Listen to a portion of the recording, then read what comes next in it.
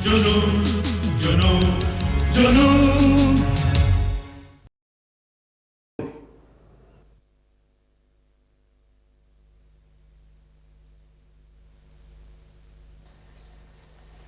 Mister दस्तूर, मैंने paper sign कर दिए। जितना जल्दी हो सके आप मेरी वसीयत रजिस्टर करवाइए। Sure madam. मिस्टर दस्तूर, आप जा सकते हैं। Thank you. आप वसीयत बनवा रही हैं? घर में क्या होता है ये जानने के लिए तुम्हें होश कब से आया? नहीं, जानना चाहता हूं कि वसीयत में क्या है। जिसे जानना चाहिए वो अभी बच्चा है, ना समझ। आदित्य, वसीयत में मेरे नाम क्या किया? तुम्हारे नाम 5 लाख का कर्ज है और तुम अपना हिस्सा कब का उड़ा चुके हो। ये सरासर नाइंसाफी है मां। हाँ, इतना कुछ करने के बाद भी तुम इस घर में रहते हो, ये नाइंसाफी ही तो है। मैं आपका बेटा हूं, आप मेरी मां हैं। वो कर्ज मैं कब का उतार चुकी हूं।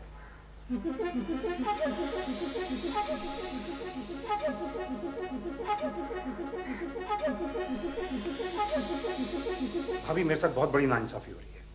मां की वसीयत में मेरा कोई हिस्सा नहीं, उन्होंने सब कुछ आदित्य के नाम कर दिया। क्यों?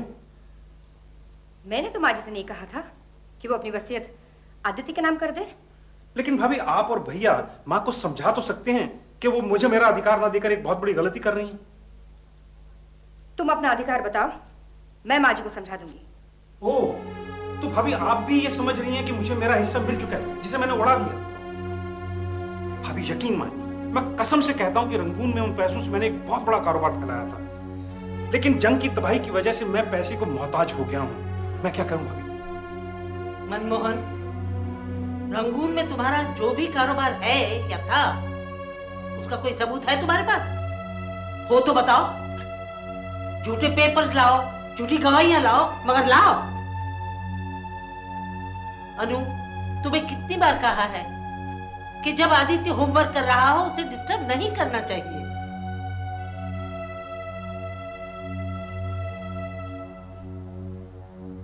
मनमोहन,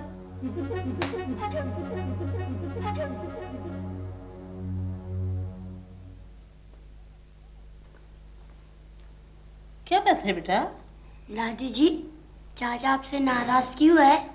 वो नाराज नहीं है, बीमार है। उसे लालच की बीमारी है। तुम्हें उलझन क्या है अरुण? बताओगे नहीं? उलझन यह है गजानन बाबू कि यहां पर मैं बहुत ज्यादा सुरक्षित हूं। यह क्या बात हुई? हाँ, मैं सुरक्षित हूं। राजमहल के दरो दीवार मेरी हिफाजत कर रहे हैं, लेकिन मेरे क्रांतिकारी बंधु सर पे कफन बांधे उस आग की तरफ बढ़ रहे हैं जिसकी लपटें मुझ तक नहीं पहुंच पा रही।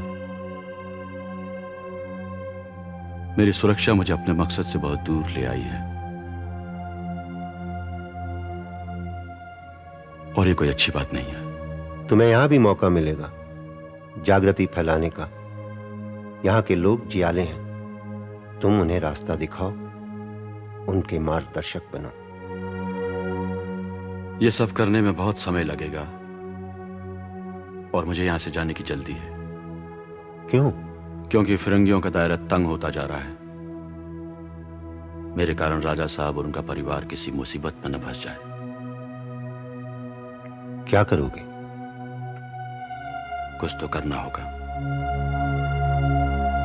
कुछ करना ही होगा। क्या कहा डॉक्टर ने? वही बेतुकी बातें। क्या बेतुकी बात है? भाई परहेज करो, एक्सरसाइज बंद कर दो, तमाम टेस्ट निकलवा लो और कहीं दूर पहाड़ी पर जाकर रेस्ट करो। ये सब तो करना ही पड़ेगा। करना पड़ेगा मतलब? मतलब सब कुछ करना पड़ेगा। हाँ, यानी वो पहाड़ी पर जाकर रेस्ट करने वाली बात भी। अब की ना अपने मतलब की बात। यानी मैं लाइफ में कुछ करूं ना करूं, लेकिन तुम्हें शिमला की सैर जरूर करवाऊं, है ना? कब गए थे याद है? पूरे 2 साल हो गए। और इन 2 सालों में तुम्हारे पति महाशय ने इस कंपनी को कहां से कहां पहुंचा दिया मालूम है? धनराज एंटरप्राइजेस, बुलंदियों को छूने वाला छोटा सा नाम, आज गवर्नमेंट की लिस्ट में अव्वल नंबर पर है। तुमने आदित्य के बारे में क्या सोचा? आदित्य के बारे में कुछ सोचा है तुमने? अरे उसके बारे में क्या सोचना है?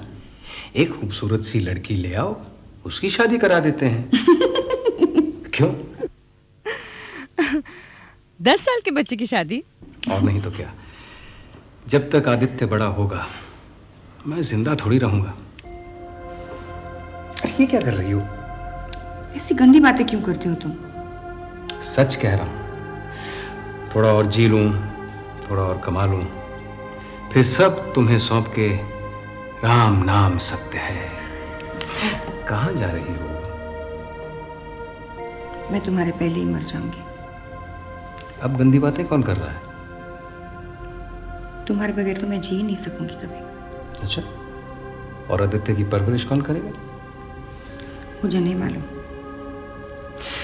अच्छा चलो छोड़ो ये मौत की बातें, जिंदगी की बातें करते हैं। शिमला कब चलना है? मुझे कहीं नहीं जाना, मुझे यही रहना है।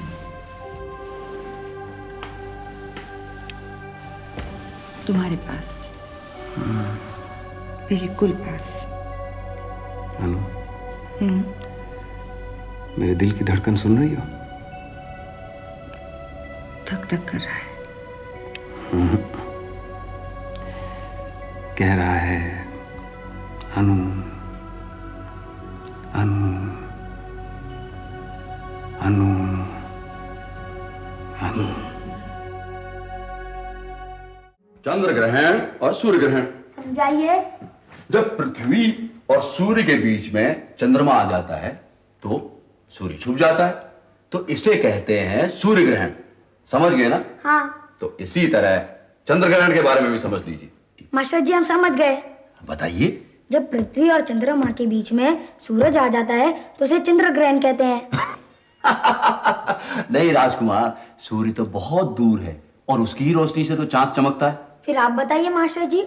होता यूं है कि सूर्य और चंद्रमा के बीच में हमारी पृथ्वी आ जाती है और पृथ्वी की परछाई चांद पर पड़ती है, तो इसे कहते हैं चंद्र ग्रहण। अच्छा मास्टर जी, इसी तरह पृथ्वी ग्रहण भी तो होता होगा? जरूर होता होगा, लेकिन उसके लिए हमें चांद पर जाना पड़ेगा। ऐसा करेंगे, एक दिन राजा साहब की परमिशन लेकर चले चलेंगे। हाँ। है ना? तो मिलाओ हाथ।